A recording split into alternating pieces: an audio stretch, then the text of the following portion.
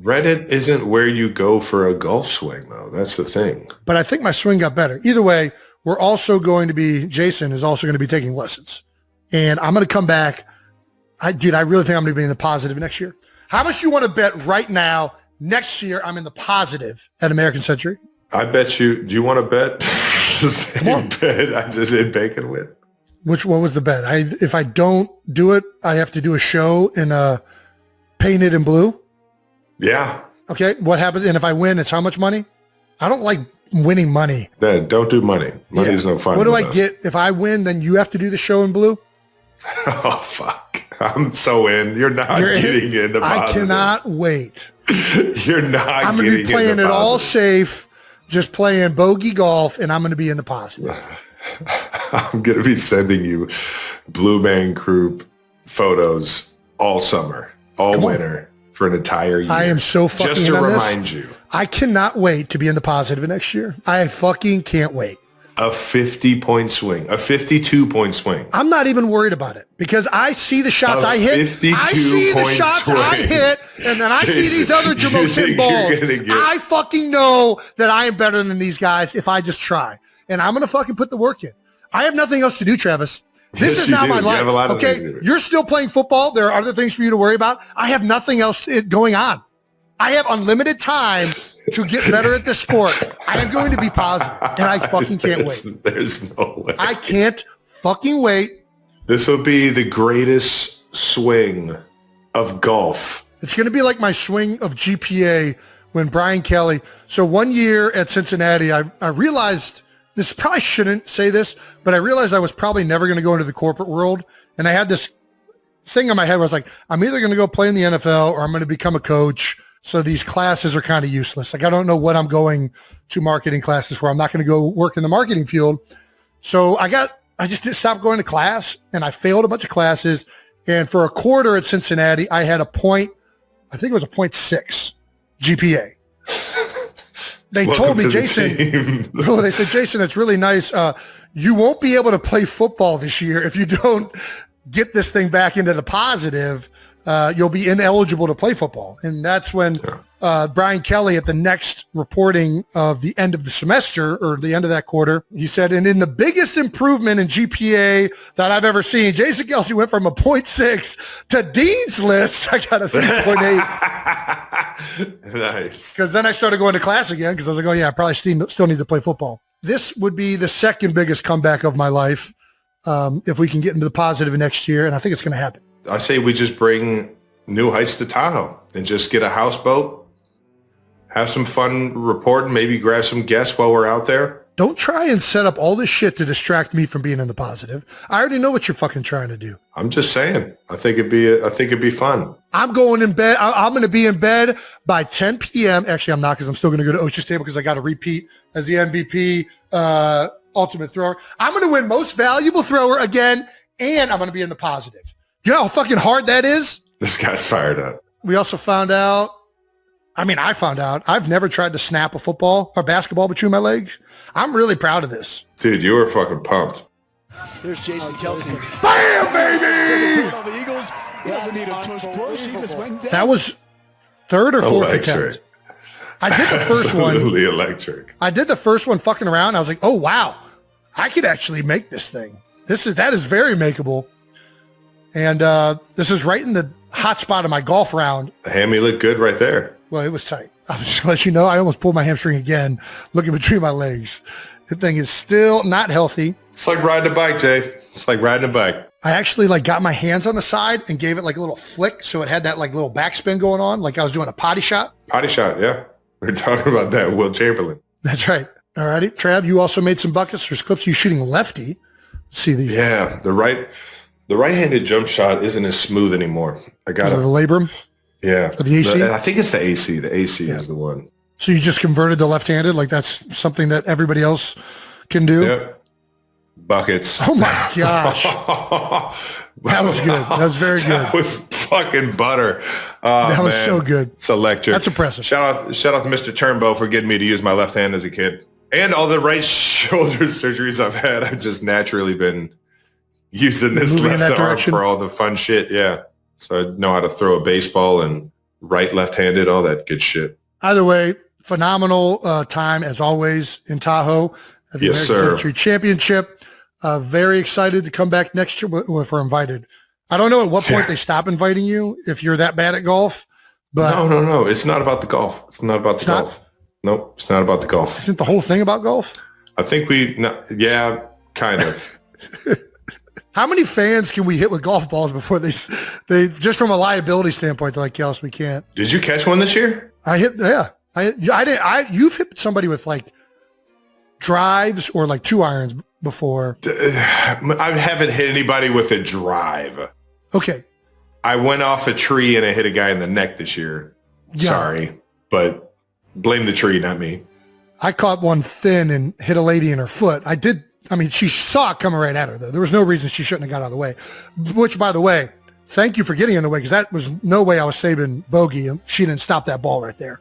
So that was a big thank you.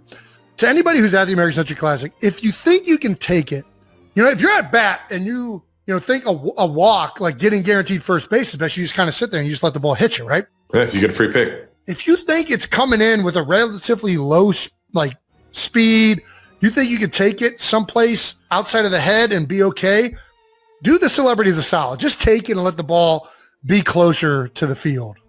Because otherwise hitting in the trees are hard. So I'll take one for the team. If I'm there, I'd stick my ass out and let one of those balls hit me. I mean, you get a pick. Well, that too, yeah. I don't know if that's worth it, but maybe it is. Yeah. See you guys next year. Hopefully. Yeah. Thank you. Thank you to everybody up there. And that does it out of the house. Let's do some Heights Hotline. Yeah. Very in on that. Heights Hotline is brought to you by Audible. Nice. That's right. If Love you're that. sick of reading, just listen. All right. Let's pick our favorites from this list. We got Can girls propose, dating apps, first date ideas, getting a partner to do chores. I like that one. Time. I like that one. Let's do 4. 4. I like that one. This is like the worst one for me to do possible. All right, good. God damn it. Do your fucking chores, Jason. Hi, That's Jake and intern Brandon, also Travis and Jason. Also, This okay. is a parenting advice question I have for you guys. Ultimate parenting question, I actually think, is how do you gentle parent your partner and or husband, spouse, whatever, into doing chores in a respectful way? Like, what motivates you? How has your wife and or significant other gotten you to do something without nagging? Yeah. My name is Audra. I am 30 from Washington. Would love to hear how you guys have handled that. All right. Fly Eagles fly. Let's My lazy ass up and take the goddamn trash out. I don't if you tell me to take the trash out, I'm not going to be like, oh, I can't believe she's telling me to take the trash out. I'm like, yeah, you're right. I suppose I should be doing that. Okay, I'm sorry.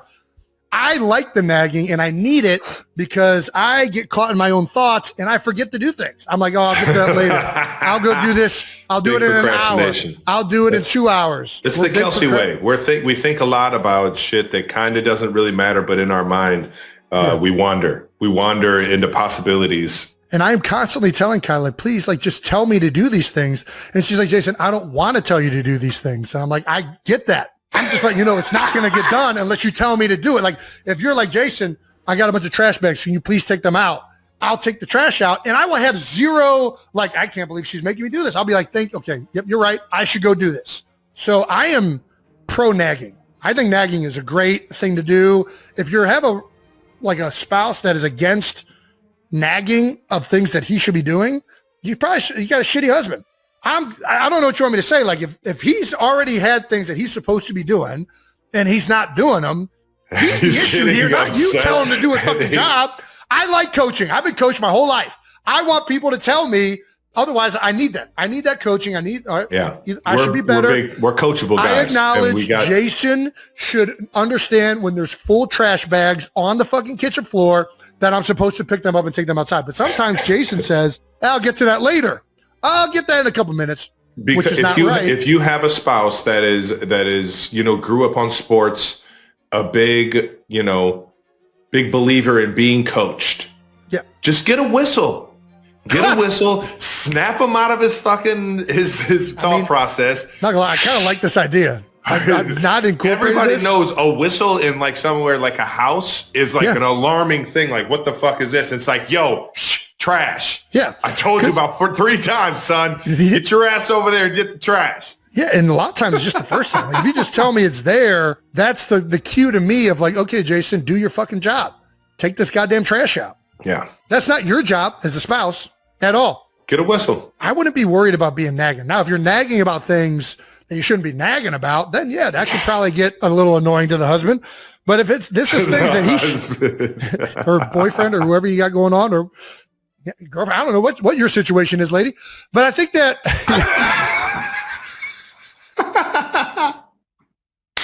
I mean, I don't think it's nagging when you just remind somebody that they should be doing something.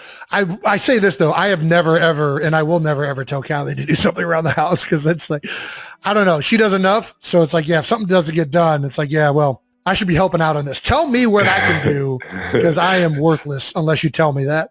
Oh man, that was great. Thank you. And thank you for the call. Get a whistle. I like this whistle idea. I really do. I'm going to get Kylie a whistle. I'm going to start getting it for my kids too. He's like the girls will just use it as a toy. They'll be like, "Oh, nice. We are allowed to make obnoxious noises in the house." That's I will no. I'll shut that down real quick too. But they're so bad. Like ADHD, right? Our whole like the way TV is set up, games, all this stuff. It's set up to like these kids are on like crack 9 times like all day. They're just like boom, boom, boom. They're eating sugar all day. You know how many times I have to tell them? When I'm talking to them, look at me, and they'll look at me for a second, and I'll start talking to them. They'll start to avert their eyes. I'm like, right here, look right here. Do not look away. I am fucking talking to you. Stop it. Stop this right now. Dude, if these little shits, I don't know. I don't know what kind of medication they're giving these kids today. I'm giving them the Ed Kelce medication. Look at my goddamn eyes when I'm talking to you. Boom, lock in, bow. Stop hitting your sister. You hear me? You do it again, you're going on the stairs. All right?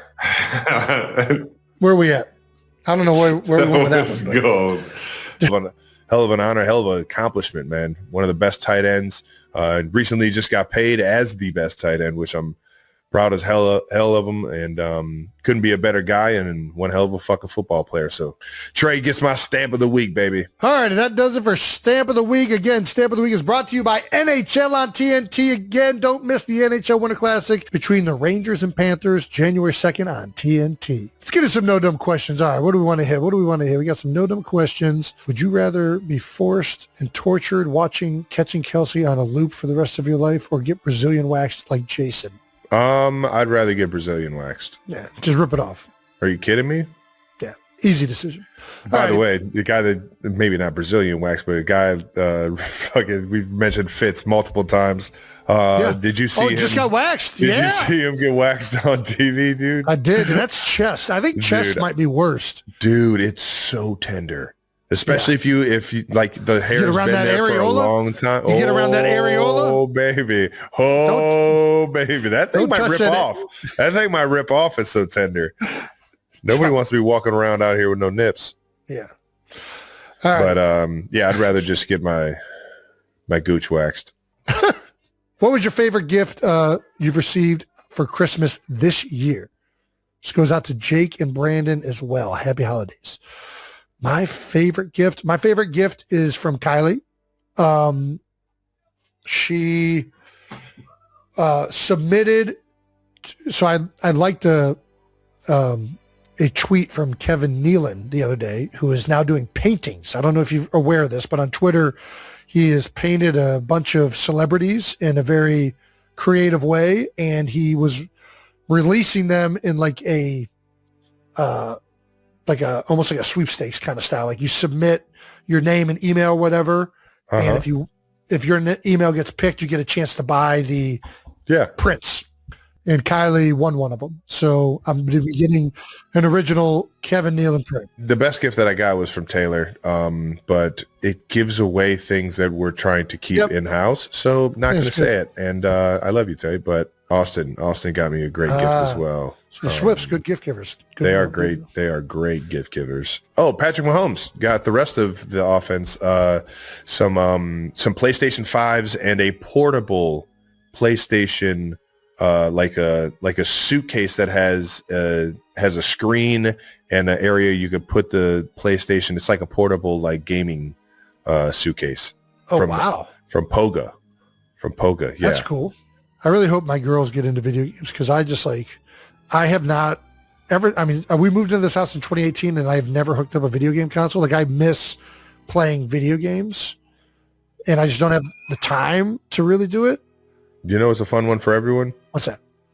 Mario Party. Mario Party would be nuts. They would lose their minds playing some Mario Party. That's what I'm saying. Jake, Brandon, get in here. What are your favorite Christmas gifts? I feel like Jake's going to be a Super Bowl ring. I think that was a great gift. Super Bowl ring might be up there for me, but I will, sticking with the theme of everyone shouting out their significant others, I'll shout out my wife. There's a sandwich spot that opened in Florence. We went to the sandwich spot and they opened a place in LA and they're in Florence, Italy. And then they opened a place in LA and they're doing sandwich making classes where they teach you how to like make their own bread and like build sandwiches and stuff like that. And she got me a sandwich making class gift. So we're doing that together. We're going to learn how to make this authentic Italian bread.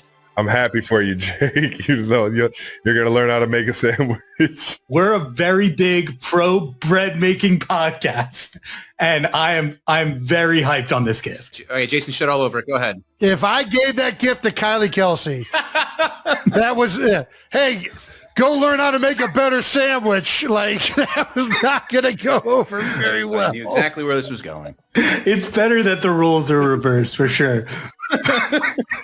Man, I got a great idea for a gift, Kai. Get to work. I'm very hyped. But two fierce competitors, I guarantee you'll be back out there next year rocking and rolling. Trav, congrats on another Pro Bowl selection. Way to go, Big Yeti. What number is this for you? 10 maybe? You hit a decade? You've been in the Pro Bowl for a decade? Jesus, Travis. Well, you led fan voting for the second year in a row. I think that's what got me in. It does count for a large chunk. I used to think that too, but I think I've seen somebody win the fan vote and not get in before. I think I saw that one time. Anyways, Creed Humphrey, Chris Jones, and Trey Smith are also in. This is also your 11th Pro Bowl. So you've actually been in so many times, you've forgotten how many times you've been in. You've played in what, one Pro Bowl? I think I was at it too, in Hawaii. No, I played in two. I played in one with you in Orlando. We played against each other in one. We did. Was that the following year?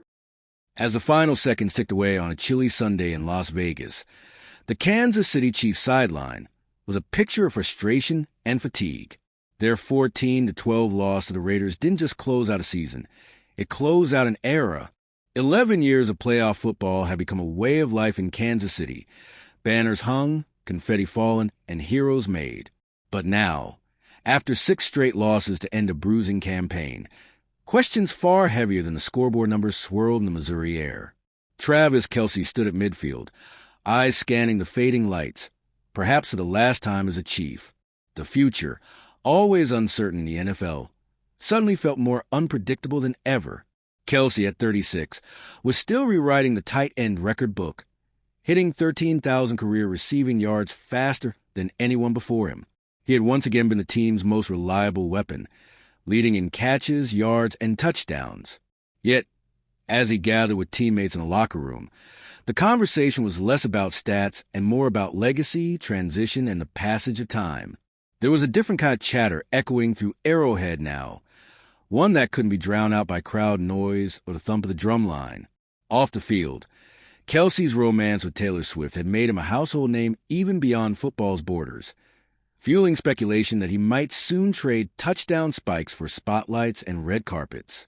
While fans debated his future with memes and playlists, the Chiefs' front office was working through their own version of heartbreak. The 2026 NFL Draft loomed large, the team holding its highest pick in years, and the shadow of Kelce's possible retirement stretching across every meeting and mock draft. The draft board started filling with a new name, Kenyon Sutty, Oregon star tight end. At 6 feet 3 inches, with a build that shrugged off defenders and hands that seemed magnetized to football, Suddy had become a sensation in Eugene. His 8 touchdowns leading all FBS tight ends and his 46 catches making him the most reliable target on a playoff-bound Duck squad. In the Peach Bowl semifinal, he was set to take on the nation's top defense, a final audition for NFL scouts who watched every snap with Chiefs logos in their notebooks. Suddy's ability to create separation in the red zone, his chemistry with quarterback Dante Moore, and his knack for big plays against elite competition had draft experts calling him a plug-and-play replacement for Kelce, a phrase both thrilling and daunting. For Mahomes, the stakes couldn't be higher. He was rehabbing a knee, watching his trusted coordinator Matt Nagy take interviews across the league, and now facing the real possibility of stepping onto the field without the safety net that Kelce had provided for so many years. For a decade, the equation was simple. If the play broke down, find 87. Now, Mahomes would need a new partner in chaos, a new mind reader to share glances with during crunch time, and Suddy, if he landed in Kansas City, would inherit a playbook heavy with expectations and promise. The locker room would also change. Kelce, more than just a stat machine, had become the team's emotional core. His voice was the one that steadied the huddle, his laughter the soundtrack of Victory Mondays, his discipline the example for every rookie who walked through the doors. Replacing a player is possible. Replacing a presence? That's something even the best general managers struggle to scheme for. The coming months will be a mosaic of speculation and hope. Will Kelce take one last run at glory? Or will he step away? Immortalized but unfinished? Will the Chiefs' gamble in the draft pay off? Or will the transition prove bumpier than anyone expects? Will a new coordinator bring new wrinkles to the offense? Or will Mahomes and company rediscover their magic with a different cast? One thing is certain. Kansas City isn't content to fade into mediocrity. The city has tasted greatness and demands more.